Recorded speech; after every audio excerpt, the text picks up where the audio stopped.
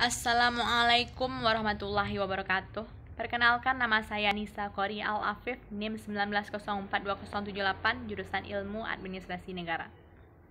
Di sini saya akan menjelaskan mengenai kasus patologi birokrasi, yaitu korupsi dan solusinya, yang merupakan tugas dari mata kuliah Etika Administrasi Publik. Baiklah, kita masuk saja pada materi pertama. A. Konsep korupsi. Istilah korupsi berasal dari bahasa Latin yakni corruptio, dan dalam bahasa Inggris adalah corruption atau corrupt. Dalam bahasa Prancis disebut juga corruption, dan dalam bahasa Belanda disebut dengan corruption. Korup berarti busuk, buruk, dan suka menerima uang sogok, atau memakai kekuasaannya untuk kepentingan diri sendiri dan sebagainya. Korupsi adalah perbuatan yang buruk seperti penggelapan uang, penerimaan uang sogok, dan sebagainya. Adapun penyebab terjadinya korupsi adalah satu, karena adanya kebutuhan atau corruption by need, yaitu tindakan untuk memeras atau ada unsur paksaan dalam melakukan kegiatan-kegiatan pelayanan publik, seperti suap untuk kemudahan memperoleh administrasi kependudukan, maupun menyogok untuk memperoleh pelayanan istimewa di rumah sakit. Dua, korupsi juga karena sikap serakah, atau corruption by greed, yaitu kong kali kong atau kerjasama dalam mendapatkan keuntungan pribadi melalui kolusi yang saling menggunakan dan melibatkan sejumlah aktor, seperti kolusi proyek dan jabatan di pemerintahan. B. Hambatan pemberantasan korupsi. Ada beberapa hambatan yang terdapat dalam pemberantasan korupsi, diantaranya yaitu hambatan struktural, yaitu hambatan berasal dari praktik-praktik penyelenggaraan negara dan pemerintahan yang membuat penanganan tindak pidana korupsi tidak berjalan sebagaimana mestinya. Dua, hambatan kultural, yaitu hambatan yang bersumber dari kebiasaan negatif yang berkembang di masyarakat. Yang ketiga, hambatan instrumental, yaitu hambatan yang bersumber dari kurangnya instrumen pendukung dalam membentuk peraturan perundang-undangan yang membuat penanganan tindak pidana korupsi tidak berjalan sebagaimana mestinya. Contoh kasus korupsi. Kasus korupsi Bupati Kota Waringin Timur.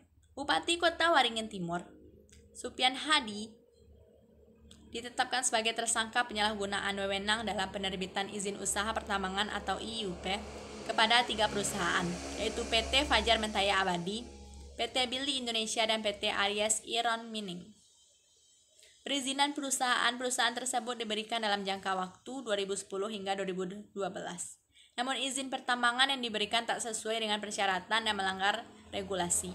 Ini menyebabkan negara menderita kerugian sejumlah 5,8 triliun rupiah, dengan perkiraan yang berasal dari tambang bauksit, kerusakan lingkungan, dan kerugian hutan akibat produksi hasil pertambangan. Ia diduga menerima sebuah mobil Toyota Land Cruiser seharga 710 juta rupiah, sebuah mobil Hummer H3 seharga 1,3 miliar rupiah, dan uang senilai 500 juta rupiah. Kerugian negara itu mengalahkan kerugian negara pada kasus korupsi IKTP sebesar 2,3 triliun rupiah dan korupsi SKL BLBI sebesar 4,58 triliun rupiah. Supian tengah mendalami periode keduanya sebagai orang nomor 1 di Kabupaten Kota Waringin Timur. Periode pertamanya yakni 2010 sampai 2015. Setelah dilantik, Supian langsung mengangkat teman-teman dekatnya yang juga menjadi bagian dari tim suksesnya sebagai direktur dan direktur utama PT Fajar Mentaya Abadi. Kolega Supian mendapat masing-masing jatah saham perusahaan sebesar 5%. Perusahaan yang diduduki koleganya itu kemudian diberikan IUP seluas 1.671 hektar. Hal itu tertuang dalam SK IUP yang diterbitkan Supian pada Maret 2011. Izin itu keluar dari Supian meski dirinya mengetahui bahwa PT Fajar Mentaya Abadi belum memiliki sejumlah dokumen perizinan, diantaranya izin lingkungan atau analisis mengenai dampak lingkungan atau AMDAL.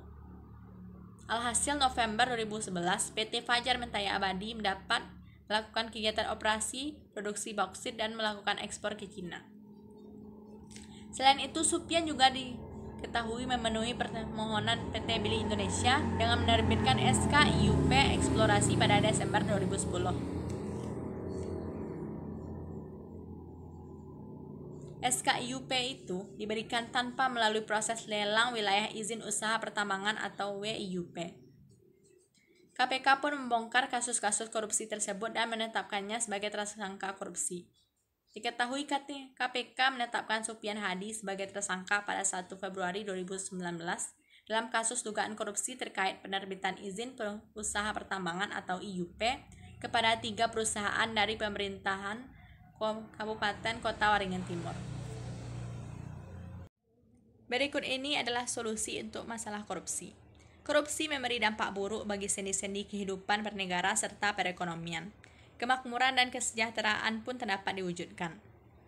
Adapun cara-cara untuk pemberantasan korupsi adalah 1. Represif.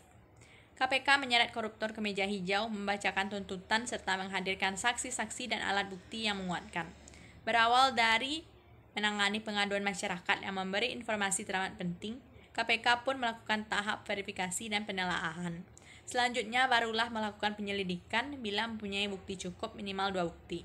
Dan perkara diteruskan, penyelidikan bisa dilakukan sendiri atau melimpahkan perkara kepada polisian atau kejaksaan. Setelahnya dilanjutkan dengan penyidikan. Ditandai dengan ditetapkannya seseorang menjadi tersangka serta atas dasar dugaan yang kuat, adanya bukti permulaan yang cukup, penyidikan dapat melakukan penyitaan tanda izin Ketua Pengadilan Negeri.